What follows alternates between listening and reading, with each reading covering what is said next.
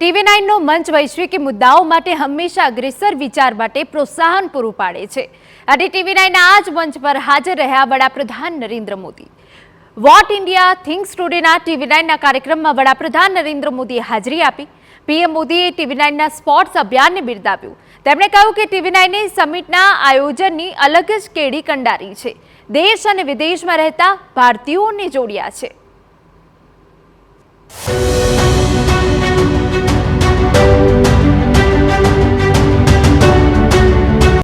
श्रीमान रामेश्वर गारू जी,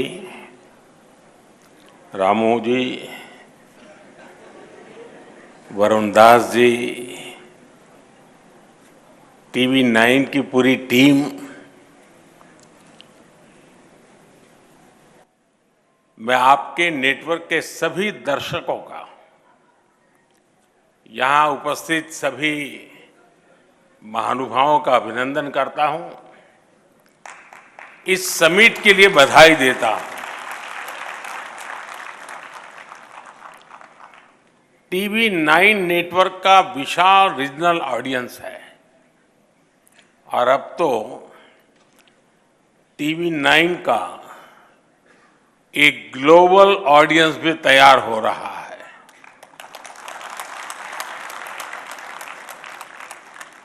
इस समिट में अनेक देशों से इंडियन डायस्पोरा के लोग विशेष तौर पर लाइव जुड़े हुए हैं। कई देशों के लोगों को मैं यहां से देख भी रहा हूं, वे लोग वहां से वेव कर रहे हैं। हो सकता है मैं सभी को शुभकामनाएं देता हूं। मैं यहां नीचे स्क्रीन पर हिंदुस्तान के अनेक शहरों में बैठे हुए सब दर्शकों को भी उतने ही उत्साह उमंग से देख रहा हूं। मेरी तरफ से उनका भी स्वागत है। साथियों, आज विश्व की दृष्टि भारत पर है, हमारे देश पर है।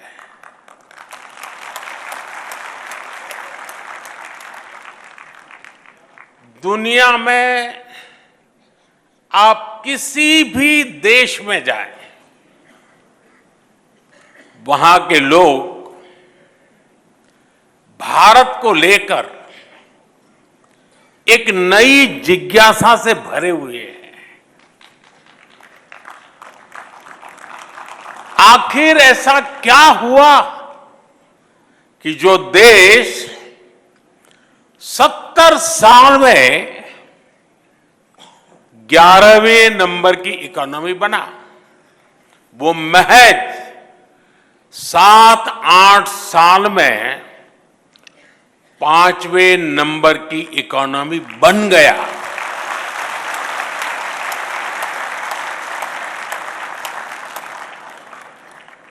अभी IMF के नए आंकड़े सामने आए हैं। वो आंकड़े कहते हैं कि भारत दुनिया की एकमात्र मेजर इकोनॉमी है जिसने 10 वर्षों में अपने GDP को डबल किया है।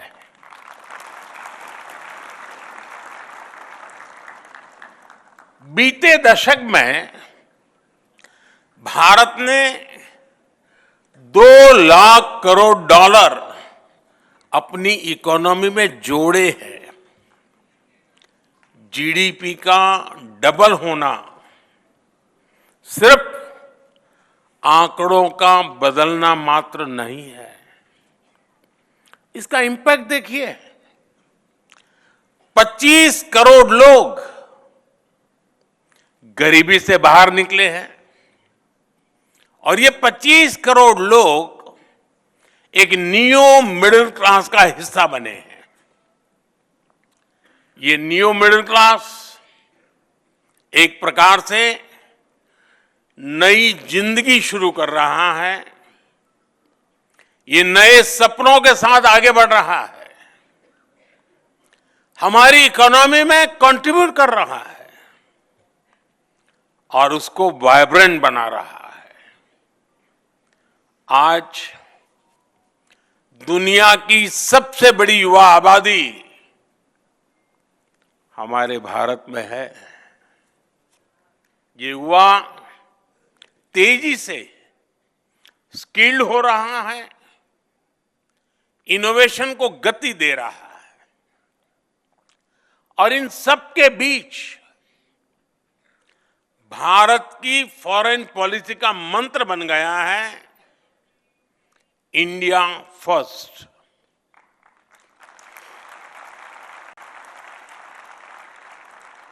एक जमाने में भारत की पॉलिसी थी सबसे समान रूप से दूरी बनाकर चलो, इक्वी डिस्टेंस की पॉलिसी। आज के भारत की पॉलिसी है सबके समान रूप से करीब होकर चलो, इक्वी क्लोजनेस की पॉलिसी। दुनिया के देश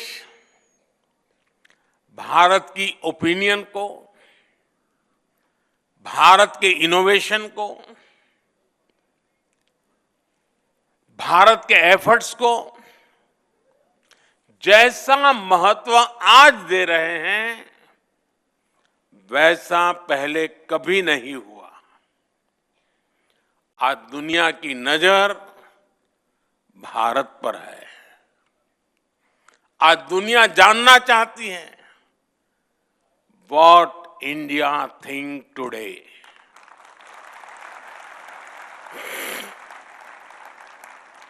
साथियों, भारत आज वर्ल्ड ऑर्डर में सिर्फ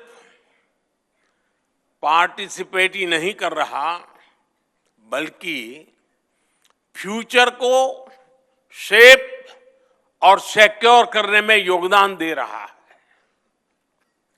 दुनिया ने ये कोरोना काल में अच्छे से अनुभव किया है। दुनिया को लगता था कि हर भारतीय तक वैक्सीन पहुंचने में ही कई कई साल लग जाएंगे, लेकिन भारत ने हर आशंका को गलत साबित किया। हमने अपनी वैक्सीन बनाई, हमने अपने नागरिकों का तेजी से वैक्सीनेशन कराया और दुनिया के 150 से अधिक देशों तक दवाएं और वैक्सीन भी पहुंचाई। आज दुनिया, और जब दुनिया संकट में थी तब भारत की ये भावना दुनिया के कोने कोने तक पहुंची कि हमारे संस्कार क्या है, हमारा तौर तरीका क्या है। साथियों, अतीत में दुनिया ने देखा है कि दूसरे विश्व युद्ध के बाद जब भी कोई वैश्विक संगठन बना, उसमें कुछ देशों की ही मोनोपोली रही। भारत ने मोनोपोली नहीं, बल्कि मानवता को सर्वोपरि रखा।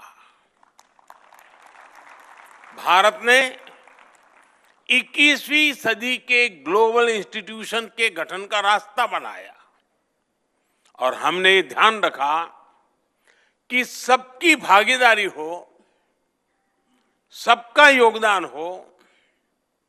जैसे प्राकृतिक आपदाओं की चुनौती है, देश कोई भी हो, इन आपदाओं से इंफ्रास्ट्रक्चर को भारी नुकसान होता है। आज ही म्यांमार में जो भूकंप आया है, आप टीवी पर देखें तो बहुत बड़ी बड़ी इमारतें ध्वस्त हो रही है, ब्रिज टूट रहे हैं। और इसलिए भारत ने coalition for disaster resilient infrastructure CDRI नाम से एक वैश्विक नया संगठन बनाने की पहल की।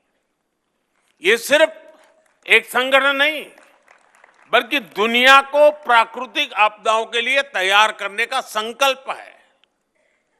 भारत का प्रयास है प्राकृतिक आपदा से पुल, सड़कें, बिल्डिंग्स, पावर ग्रिड, ऐसा हर इंफ्रास्ट्रक्चर सुरक्षित रहे, सुरक्षित निर्माण हो। साथियों, भविष्य की चुनौतियों से निपटने के लिए हर देश का मिलकर काम करना बहुत जरूरी है। ऐसी एक चुनौती है हमारे एनर्जी रिसोर्सेज की।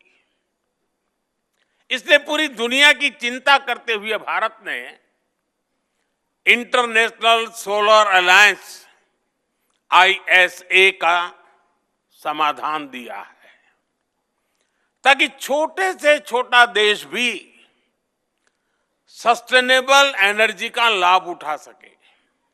इससे क्लाइमेट पर तो पॉजिटिव असर होगा ही, ये ग्लोबल साउथ के देशों की एनर्जी नीड्स को भी सिक्योर करेगा।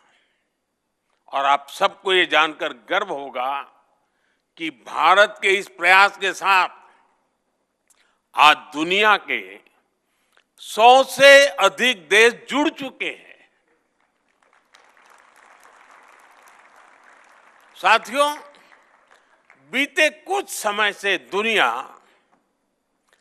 ग्लोबल ट्रेड में असंतुलन और लॉजिस्टिक्स से जुड़ी चैलेंजेस का सामना कर रहा है।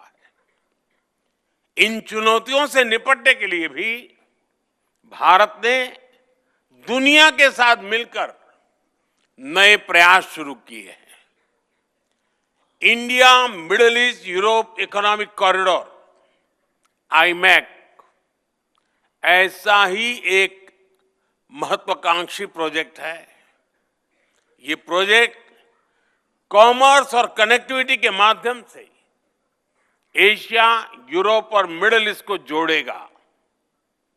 इससे आर्थिक संभावनाएं तो बढ़ेगी ही, दुनिया को अल्टरनेटिव ट्रेड रूट्स भी मिलेंगे। इससे ग्लोबल सप्लाई चेन भी और मजबूत होगी।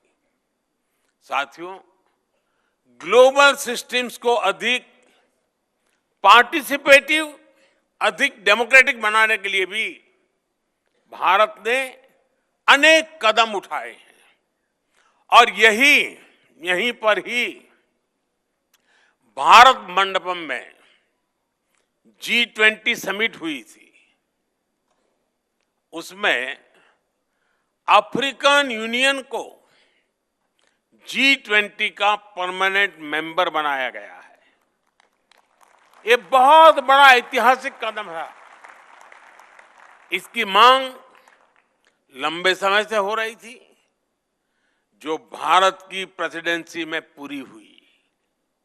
आज ग्लोबल डिसीजन मेकिंग इंस्टीट्यूशंस में भारत ग्लोबल साउथ के देशों की आवाज बन रहा है।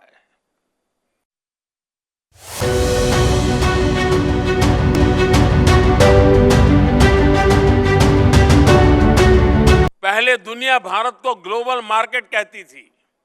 आज वही दुनिया भारत को एक बड़े मैन्युफैक्चरिंग हब के रूप में देख रही है। ये सक्सेस कितनी बड़ी है, इसके उदाहरण आपको हर सेक्टर में मिलेंगे। जैसे हमारी मोबाइल फोन इंडस्ट्री है। 2014-15 में हमारा एक्सपोर्ट $1 बिलियन तक भी नहीं था, लेकिन एक दशक में हमने $20 बिलियन के फिगर से भी आगे निकल चुके हैं।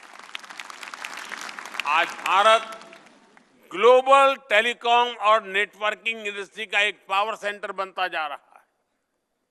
ऑटोमोटिव सेक्टर की सक्सेस से भी आप अच्छी तरह परिचित है। इससे जुड़े कंपोनेंट्स के एक्सपोर्ट्स भी भारत में एक नई पहचान बना रहे हैं। पहले हम बहुत बड़ी मात्रा में मोटरसाइकिल पार्ट्स इंपोर्ट करते थे, लेकिन आज भारत में बने पार्ट्स यूएई और जर्मनी जैसे अनेक देशों तक पहुंच रहे हैं। सोलर एनर्जी सेक्टर ने भी सफलता के नए आयाम गढ़े।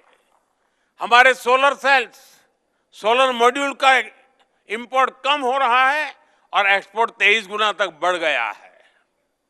बीते एक दशक में हमारा डिफेंस एक्सपोर्ट भी 21 गुना बढ़ा है।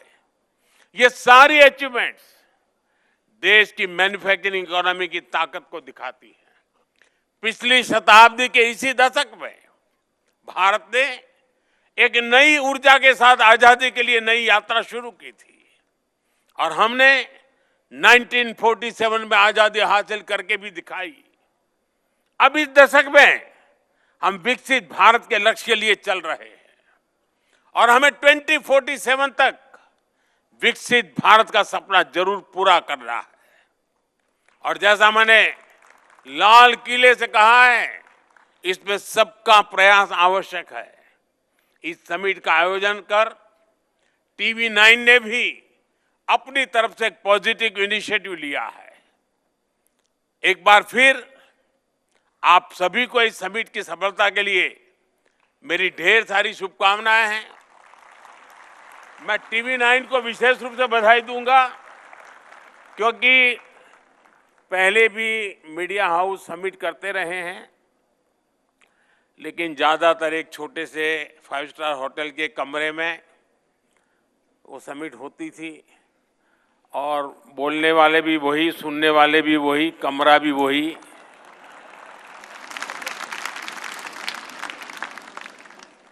TV9 ने इस परंपरा को तोड़ा और ये जो मॉडल पेश किया है, 2 साल के भीतर भीतर देख लेना, सभी मीडिया हाउस को यही करना पड़ेगा। यानी TV9 थिंक्स टुडे, वो भाग्यों के लिए रास्ता खोल देगा। मैं इस प्रयास के लिए बहुत बहुत अभिनंदन करता हूं आपकी पूरी टीम को। और सबसे बड़ी खुशी की बात है कि आपने इस इवेंट को एक मीडिया हाउस की भलाई के लिए नहीं, देश की भलाई के लिए आपने उसकी रचना की। 50,000 से ज्यादा नौजवानों के साथ एक मिशन मोड में बातचीत करना, उनको जोड़ना, उनको मिशन से साथ जोड़ना और उसमें से जो बच्चे सिलेक्ट होकर के आए उनकी आगे की ट्रेनिंग की चिंता करना, ये अपने आप में बहुत अद्भुत काम है। मैं आपको बहुत बधाई देता हूं। जिन नौजवानों से मुझे यहाँ फोटो निकलवाने का मौका मिला है, मुझे भी खुशी हुई कि देश के होनहार लोगों के साथ मैं अपनी फोटो निकलवा पाया।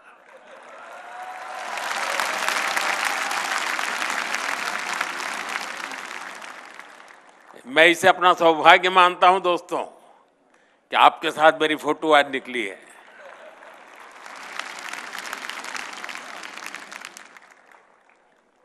और मुझे पक्का विश्वास है कि सारी युवा पीढ़ी जो मुझे दिख रही है, 2047 में जब देश विकसित भारत बनेगा, सबसे ज्यादा बेनिफिशियरी आप लोग हैं।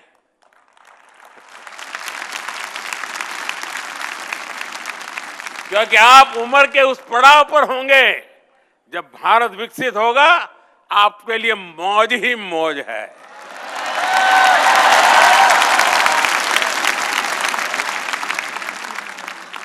आपको बहुत बहुत शुभकामनाएं। धन्यवाद।